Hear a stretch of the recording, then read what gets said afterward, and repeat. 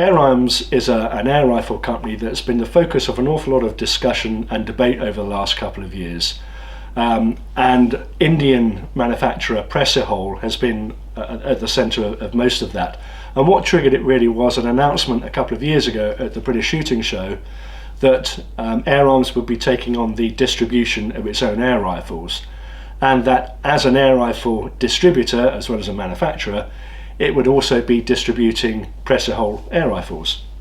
At the same time, Air Arms said that it would be releasing a spiritual successor to the very, very popular, very successful Air Arms X200 air rifle, still regarded by many as one of the finest air rifles ever made. And furthermore, Air Arms hinted that Pressehole would be involved in some way in the production or the availability of the new rifle. Now, an awful lot of people got their knickers in a twist, and they speculated about a much deeper, more fundamental relationship between the two companies, which is a little bit ironic because the original S200 air rifle of 20-30 years ago was a collaboration between Air Arms and CZ. Now, the new rifle has been released. This is the Air Arms X200 Vanguard, and it's designed and specified by Air Arms, but is made in India by Pressehole. It's sold worldwide, including in India, as the Air Arms X200. So it basically is following the same kind of model that Air Arms had all those years ago with CZ. Now, there are a couple of other variants in the pipeline. There is the X200 Virtue. That name may change, although it seems pretty solid. And that will be a cylinder version of the rifle, which will be more target focused. And then there will be the X200 Valor, which is an FAC version of this rifle, which will go up to about 30-35 foot-pounds and introduce .22 and .25 calibers. The launch rifle is available currently in just 177. Now, leaving aside all of the intrigue and the conspiracy theories to one side, the only thing that most people are concerned about, me included, is whether this rifle, the Air Arms X200 Vanguard, is actually any good. So the X200 Vanguard then, what I'm going to do is, as I usually do, is work my way from the back of the rifle all the way to the front, talk about the key features, zoom in on some of those key features as well. Then we'll talk about the magazine and the air filling process, and then at the end of it all end up on the range down at Reading Air Target Shooting Club and see how it performs. So the X200 Vanguard then, the rifle measures 985 millimeters long and it weighs 3.6 kilos. Obviously both of those figures don't include a silencer and don't include a scope. And the barrel is 500 millimeters, and the barrel is actually made by Pressehole. The standout feature, or the most obvious thing that hits you with this rifle, is this black synthetic stock. But it's very, very solid. There's no hollowness at all to it, and it's not scratchy or cheap at all. It feels like a very good synthetic stock. There is a bit of a seam line that runs around it, but you know, most synthetic stocks have that, and it's not at all rough or jagged or anything like that at all. The other key thing about this stock is the amount of adjustability that you have. By loosening a bolt in the back here, you can slide this curved shoulder pad up and down. By slackening another bolt in the back here, you can increase the length of pull by up to 40 millimeters by sliding this whole section out. And then another bolt, where is it, here, enables you to raise and lower the cheek piece. So, you know, the potential to get the shoulder fit and your eye alignment to a scope, you know, is very, very good. You know, you should be able to get perfect shoulder fit for this, no matter what shape you are. Now, forward of that, obviously, is this very clear homage to the S200. This deep cutout here, very reminiscent of the old S200 rifle, and I like that. The pistol grip itself is nice and it swells nicely to fill the palm of your hand, and there's stippling all the way around it, and you can shoot this either with a thumb up grip or a wraparound grip very comfortably indeed. And it's a very comfortable pistol grip, quite a vertical one. Forward of that, the trigger is a post and shoe setup. It's 2 stages and is adjustable as well, although you'd have to take the stock off to adjust it. Now, out of the box, The first stage for me was quite short, but it comes up against a very, very defined hard stop, and then the let off is very predictable, yeah, it's quite a good trigger, to be fair. It really is. Above that, now both sides, making this rifle truly ambidextrous, is the safety catch. The rear position is safe, and then push it forward to fire, and I like that because it's well away from the trigger and very easy to operate. And then you have a split dovetail up here. The split in the middle is designed to enable the magazine to go in from the left hand side, because it will sit ever so slightly proud of the action, but you've got plenty of room to put a scope on there. And if you do need to fiddle around with eye alignment, then you can obviously make use of this extension on the butt pad for that. The side lever is very, very slick. It really is. It operates in 2 stages, so it's not sprung at all. So the first stage comes out to there, then you pull it back a second stage, and then pushing it forward probes a pellet through the magazine, and you can swap the side lever over onto the other side of the rifle as well. That's a DIY job. Now, one thing to note is that the pellet probe, hopefully you can see this, will move forward and back under gravity. So when you're loading this rifle, putting the magazine in, especially in the dark, you need to be aware that that probe will move under gravity ever so slightly. The trigger guard itself is molded into the stock, and it makes the stock quite deep. And as you'll see, the fill probe is one of the longest fill probes I've come across, because it has to get through, all of this the stock to get to the fill port itself. The underside of the forend shallows ever so slightly. You've got plenty of room here for your lead hand, and there's a little bit of stippling underneath here to aid grip as well. And then on the underside there's a very long, almost full length UIT rail, and then you can see the airfill pressure underneath there as well. Now, in terms of fill pressure, there's no indication anywhere on the rifle as to what the maximum recommended fill pressure is, and the air gauge itself doesn't have like a red zone or anything like that. So the fill pressure is 160 bar, which is about the lowest I've come across on a rifle.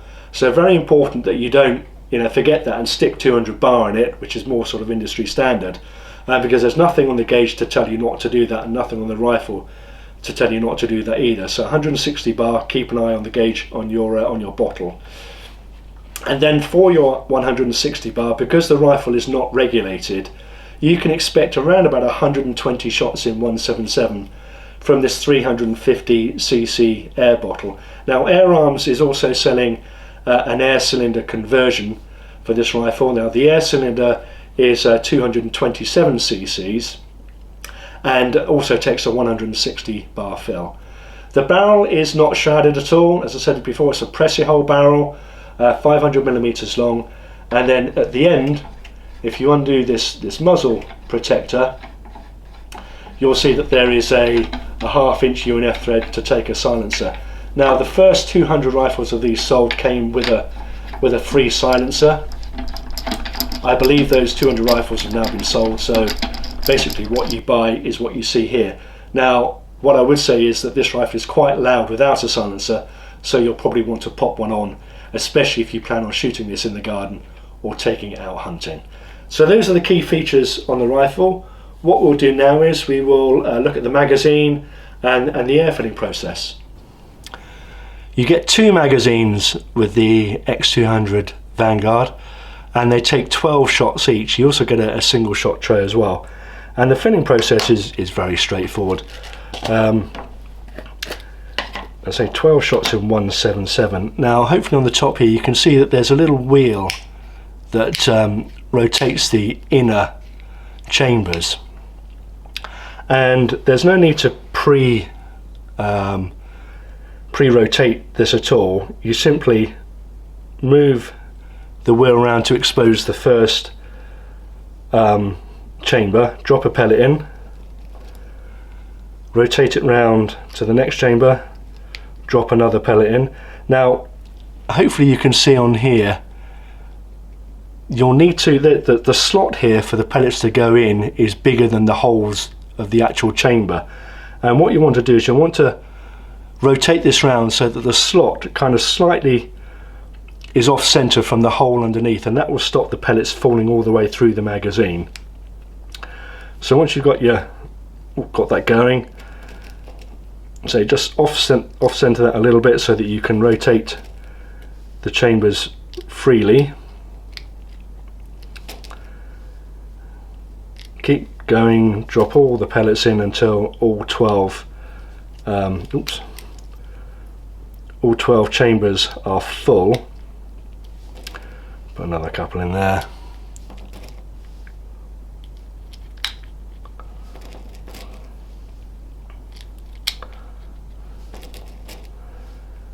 There we go, almost done.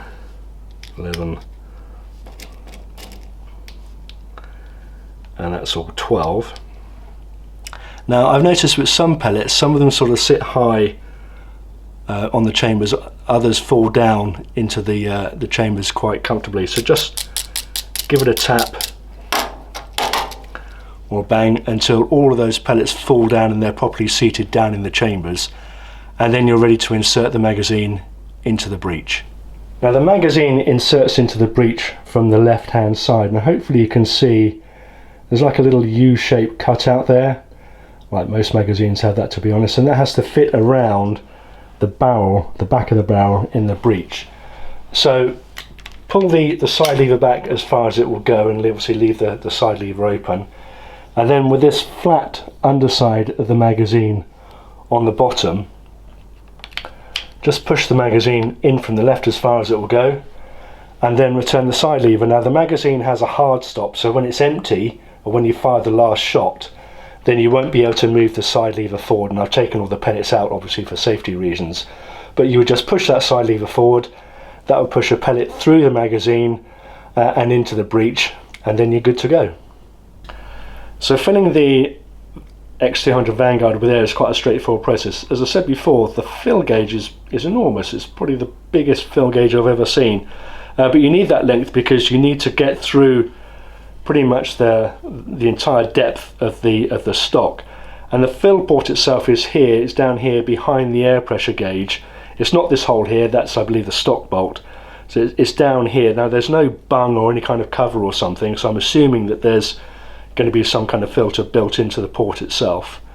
But what you'll need to do is locate the fill probe into the port, push it down as far as it will go. Now this silver part is an aftermarket Foster fit attachment, but once you push the probe home, obviously attach your airline, be that from a compressor or a bottle or a stirrup pump, and give the rifle a 160 bar fill, and that's good for 120 shots. Bleed the air from your airline, and then pull the probe out, and you're good to go. So that's the walk around completed. Let's take the X200 Vanguard down to Reading Air Target Shooting Club and see how it performs. So here we are then down at Reading Air Target Shooting Club with the Air Arms X200 Vanguard. Now I've put a target out at 30 meters, and I'm using JSB exact pellets. These are the 8.44 grain pellets. So let's see how we get on.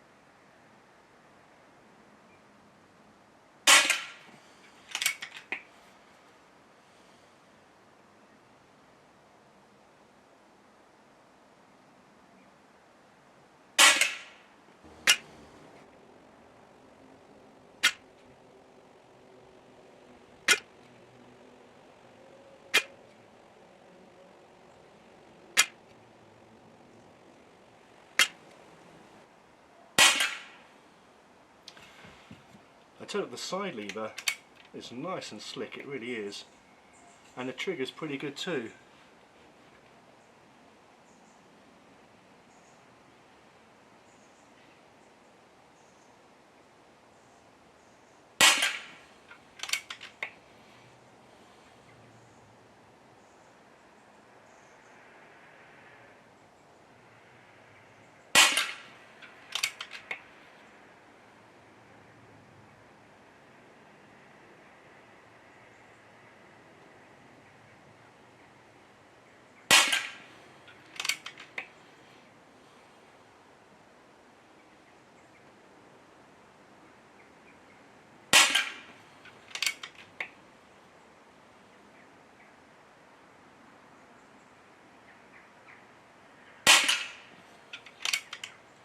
Well, that's all 12 shots. Let's go and have a look what the group was like.